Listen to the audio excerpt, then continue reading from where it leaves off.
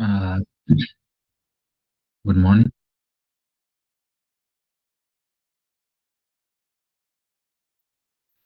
Good morning. My name is Nyagaka. We're going to look at the communication skill or topic one. I'm going to upload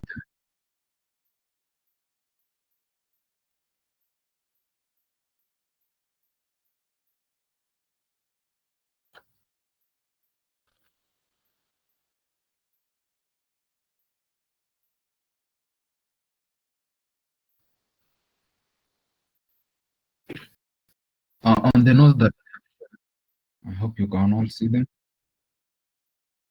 I'm going to share. I'm going to look at the introduction to communication skill.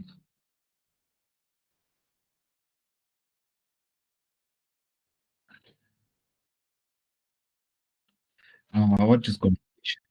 Communication is a very important aspect of life.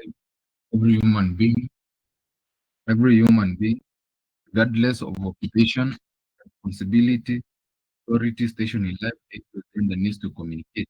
It is therefore necessary that you are able to communicate effectively.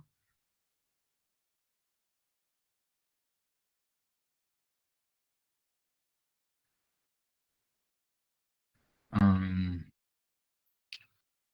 Communication is an exchange of facts, ideas, or opinions by two or more persons.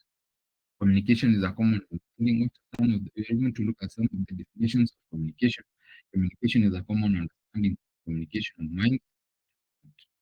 The English word for communication is derived from a Latin word, communis, which means common. Communication is sharing of information.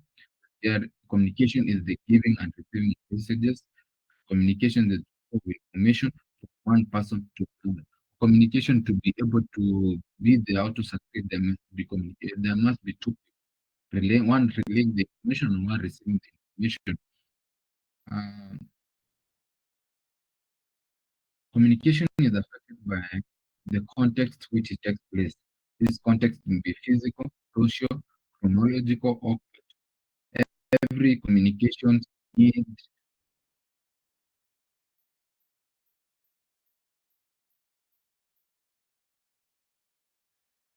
Communication is affected by the context in which it takes place. The context may be physical, social, chronological, or cultural. Every communication proceeds with context. The sender chooses the message to communicate within a context. So we have learned that the definition of a context is communication is affected by the context in which it takes place. What does this mean? The environment in which the communication takes place, the environment of the communication affects the message that is on. The context will be physical, social, chronological, or cultural. It will be the environment will be physical, social, chronological, or cultural. Every communication is with context. The sender chooses the communicate. For example, in a context of cultural tradition and during the traditional circumcision, the context, the content being passed by or the communication that is going to be had is about the circumcision. So referring to the context of information. We also learn that no matter the type mechanism of communication, every instance of communication must have a message. These are the key elements of communication. There must be a message that is being transferred. The mechanism, we have the sender or from the sender to the receiver. There must be a message, the mechanism for the message to be passed on, the sender and to the receiver. In order for communication to be successful, the sender and the receiver must have some signs and symbols, word or signals in common with each other so that the message can be understood.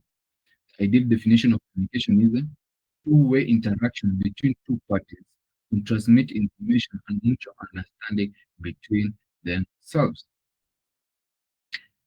I want to repeat that again. Communication is a two-way interaction between two parties to transmit information and mutual understanding between themselves. The exchange,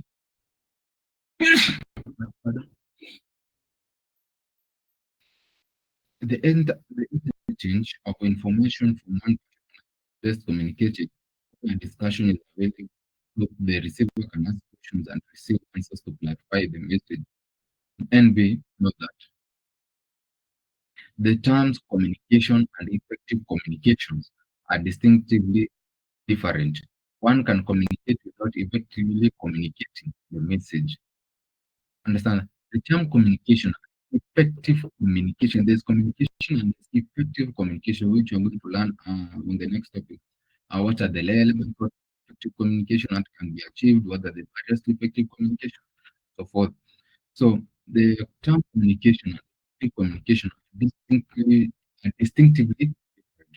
One can communicate effectively without effectively communicating the message. The main goal of communication is to ensure that there's effective communication. There's no communication without effective communication. I want to look at the last picture of the purpose of communication. Why communicate? Effective communication is achieved when we speak, write, or express ourselves through body action, visual symbols to achieve the intended purpose. When we write, speak, persuade, inform, entertain, explain, convince, or educate, we strive to achieve one or more of the following objectives. What are the objectives of communications? To be heard and understood. Not just to be heard, but to be understood, to read and understand or to comprehend, to be acceptable, to have action taken. As noted above, we also have objective when communicating. Effective communication enable you to get jobs, boost your chances for promotion, help other people get done, support. That's the last we'll see on the next class topic 2.